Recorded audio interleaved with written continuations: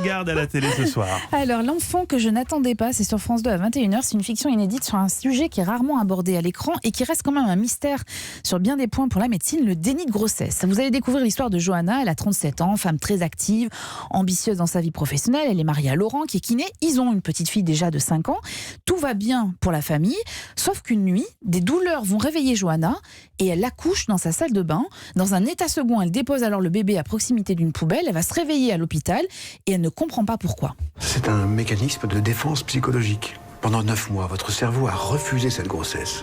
Et il a tout fait pour vous la cacher. Non mais c'est impossible. C'est impossible, je prenais la pilule. J'ai eu mes règles tous les mois, j'en suis sûre. J'ai eu aucun symptôme. Pour Camille, je me rappelle très bien, j'avais des nausées.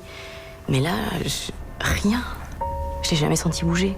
Alors une femme désemparée qui, quelques jours plus tard, va se retrouver devant un juge d'instruction qui refuse, en l'occurrence, de prendre en compte le déni de grossesse. Madame Solis n'est pas une jeune écervelée qui ne connaît pas les symptômes d'une grossesse. C'est une femme intelligente, avec une certaine aisance matérielle, mère de famille. Elle aurait très bien pu assumer cet enfant, elle ne l'a volontairement pas fait. L'accouchement a été un choc. Ma cliente n'était pas en possession de toutes ses facultés mentales. On peut très bien imaginer que votre cliente savait très bien ce qu'elle faisait. Il se peut même qu'elle ait tout prémédité. Elle a volontairement caché sa grossesse parce qu'elle ne voulait pas de cet enfant. Puis elle a tenté de le tuer à la naissance en l'étouffant dans un sac. C'est fou.